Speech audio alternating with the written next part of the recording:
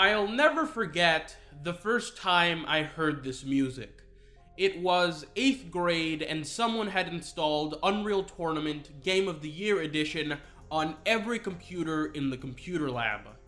A few friends and I had just started playing a LAN match when we saw this monster of a map. I can't speak for my friends, but I paused for a moment just to take it all in. 2 towers, 1 bridge, the Earth, the Moon. This map, known simply as Facing Worlds, was the first map I ever played on what was the first PC game I ever played, and little did I know at the time that it would have such an impact on me as a gamer. Today, we're going to talk about first-person shooters and why I love some and hate others. To say that I like this genre would be an understatement.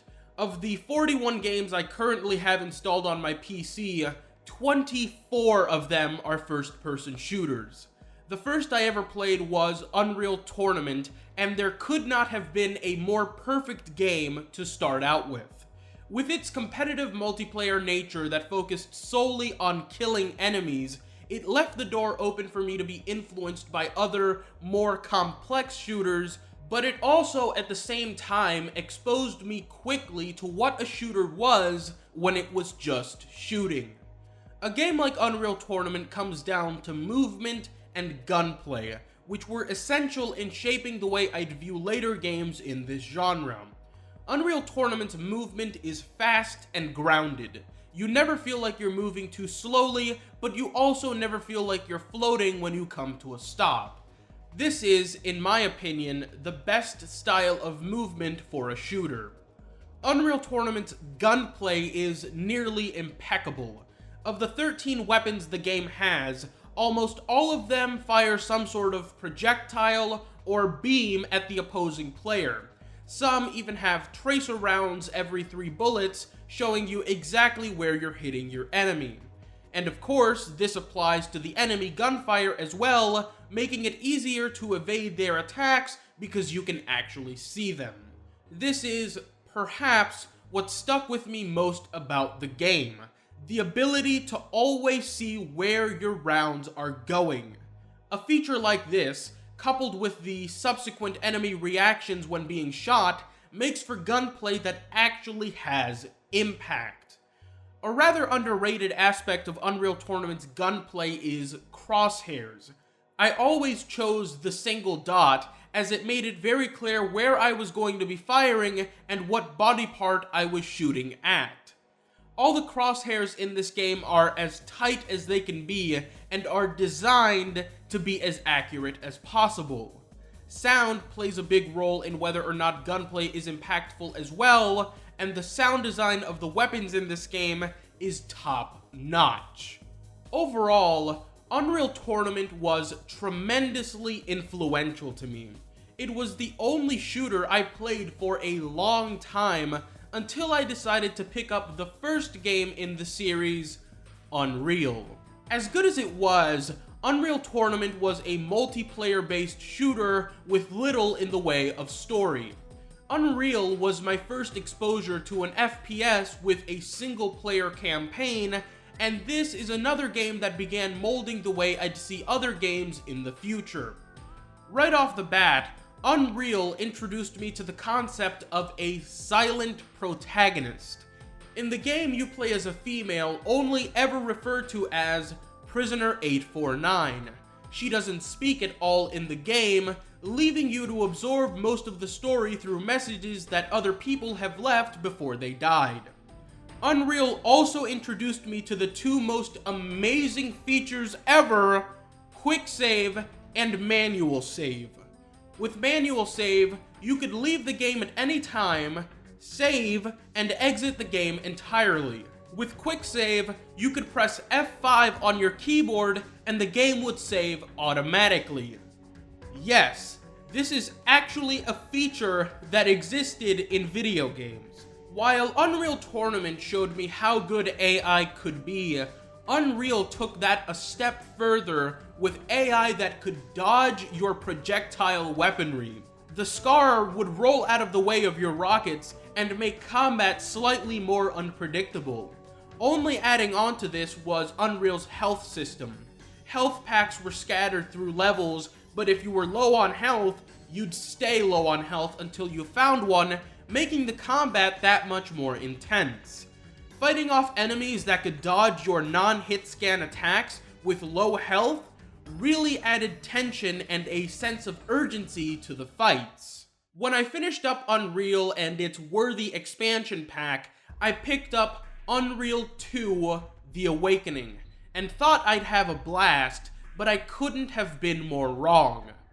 Unreal 2 is the first time I remember hating a first-person shooter. At first, I thought I disliked the game because it had nothing to do with Unreal and you weren't trekking the valleys of Na Pali. But in hindsight, there's a lot wrong with this game on a mechanical level that had a lot to do with my initial hatred towards it. The most obvious thing, and what hits you first, is the movement. The movement in this game is absolutely horrible. Unreal was a fast-paced shooter where enemies would dodge attacks and could maul you if they got close to you. You had quick movement, so that rarely happened, but in Unreal 2, you move at the pace of a snail even when running, which angered me to no end. The gunplay is also poor.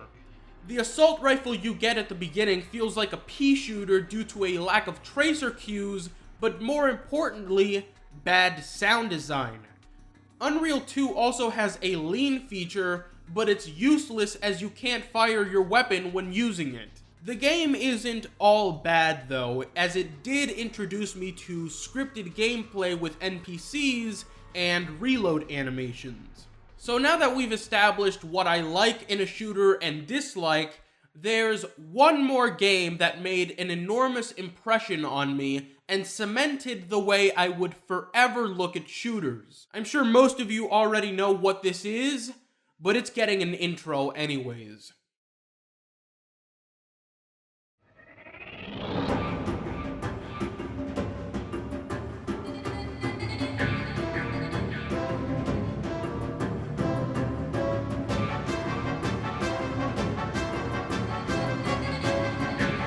First Encounter Assault Recon, or F.E.A.R, is mechanically the greatest shooter ever created. Holy shit, I love this game. From everything I've said so far, it should be no surprise that I fell in love with a shooter that stars a silent protagonist, has tracer rounds, projectiles, and beams for its guns, and has fast, auto-run style movement, but F.E.A.R introduced me to so much more than that. I mean, look at this incredible save system. You have quick save, manual save, and new checkpoint/auto save. That's 3 different save systems with save slots. The freedom of choice this provided me as a player was nothing short of amazing. F.E.A.R was also the first shooter I ever played that had a competent lean feature, increasing the amount of strategy and tension to a firefight. It had grenades that exploded on impact, which was an incredible effect and I couldn't get enough of. Due to its paramilitary nature, it also introduced me to more military weaponry. The gunplay with these weapons was flawless, and everything had impact because of perfected sound design. I could go on and on with all these features, but the point is that F.E.A.R had everything I was looking for in a shooter, and then some. All the mechanics that I got used to from Unreal Tournament and Unreal culminated with this game, and it was beautiful. But sadly, this wasn't ever meant to last. F.E.A.R was the last shooter of its kind, coming out in the tail end of 2005. In 2006, the Dark Ages began for first-person shooters. Pre-2005, the majority of shooters, and hell, most multi-platform games, were built for PCs and then scaled down to consoles. Or they were built for both consoles and PCs at the same time, but you could tell when a shooter was designed to be played on an Xbox or a PlayStation. There's a game called Pariah by Digital Extremes that came out in May of 2005, which is a blatant victim of this. On the surface, it's a PC shooter running on Unreal Engine 2, akin to Unreal 2 The Awakening. But when you sit down and play it, the story is far different. The game features an atrociously low field of view and circular crosshairs for an assault rifle. It also lacks any quick save or manual save features, relying solely on checkpoint saves. Now, it's rather obvious as to why this is. The circular crosshairs are to accommodate the inaccuracy of a controller. The low field of view for PC players is to accommodate the console players who are playing from their couches. And the lack of quick save is likely because checkpoints use less disk space than quick saves you can execute whenever. This is what I meant by the Dark Ages. They came when shooters started being designed for consoles instead of PCs. Post 2006 and the booming popularity of the 7th gen consoles, most of the shooters released could only pale in comparison to their predecessors. Of course, you had your exceptions, that is undeniable, but for the most part, shooters seem to all come from the same cookie factory, bearing large resemblance to one another in design. The Dark Ages perfected and genericized the shift-to-run movement style and aim-down sights zooming mechanic. They brought the extinction of the lean feature, quick save, and even manual save. Artificial intelligence as a whole also became far dumber, as if they'd just been copied from one game and pasted into another. In this time, there seemed to be a movement to make shooters more realistic, starting with having to press a button to run, your player becoming tired from running, and aiming down the sights of your gun. However, in this process, shooters just ended up becoming clones of each other.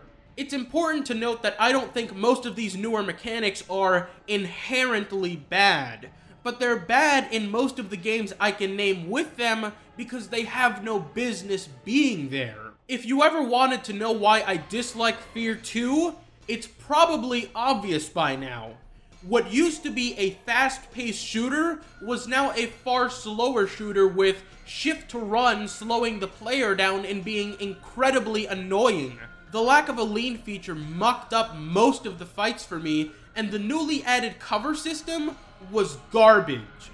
And finally, the disappearance of quick save and manual save made me despise playing the game, because no longer could I just stop playing when I wanted to, I had to stop playing when the game told me to, ruining all my immersion and actual want to play the game. In this asinine push to make shooters more realistic, I'm amazed that this is also the period when full regenerating health became the norm. Yeah, let me just stand behind this wall as my opponents stay in place and don't advance at all so I can regenerate. That's certainly more realistic than actually continuing to fight until you've been killed or have found health supplies. The main reason I hate these realistic mechanics, and make no mistake, I am very clearly biased against them, that's the entire point of this video, is because I feel like they have no place in many of the games they're in. If the point is to push for realism in games, or at least create more immersion for the player, then why is it in games that aren't realistic at all? Sure, in F.E.A.R 2 you play as part of a military squadron, but your player has had surgery so he can perceive time differently, you're fighting a psychic ghost girl, said psychic ghost girl commands an army of clone soldiers, and at the end of the game, she has her way with you. The Darkness 2 is the same case. Realistic mechanics in a game where your dead girlfriend is the vessel for the primal form of light. Now, this game has these mechanics, but I still love it. Why? Well, it doesn't do them as poorly as many other games do, that's number one, but it's also because, like I said, they're not inherently bad, they're just contextually bad. Darkness 2's gunplay is also superb, and mostly because of sound design, which comes as a surprise because first-person shooters post-2006 seem very lacking in sound design. Hear this comparison between F.E.A.R 2's shotgun and handgun and F.E.A.R's shotgun and handgun.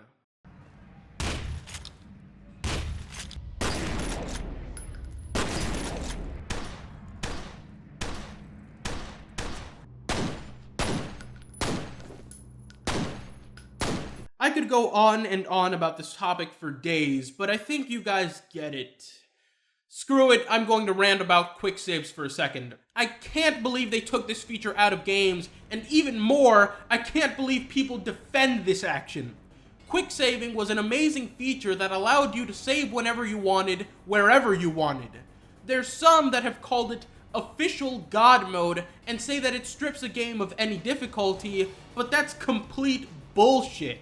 First off, quick save is an optional feature. No one's putting a gun to your head and forcing you to press F5 or F6. People play games for different reasons and experience games differently, so to try and dictate a person's experience based off of what you personally believe is true is, once again, complete bullshit. Finally, I can say that I love quick save not because of how easy it may have made a game, but just because it's a convenience. Whether it be because someone needs to use the computer, you need to leave suddenly, you want to stop playing, or any other reason I can pull out of my ass, quick saving was incredibly convenient as it allowed me to play a game at my own pace. It was the standard for a long time, and in my opinion should still be the standard, so there. I made this video to explain why I like and dislike certain first-person shooters, and I hope I got that point across today. So the next time you ask me about a shooter like BioShock, you should consider that in my eyes, it may have terrible FOV, poor aiming, and wonky gunplay. But you should also consider that it's got quick save, and my views aren't ever set in stone from first impressions. And the next time you ask me about a shooter made pre-2006, you should remember that I don't think all PC shooters are infallible. Every game can have its problems, even if there's a lesser chance they may, due to their primary development platform. I hope you guys enjoyed this video, and in the comments you should post what your first FPS was and how it affected and influenced you. Good hunting, guys.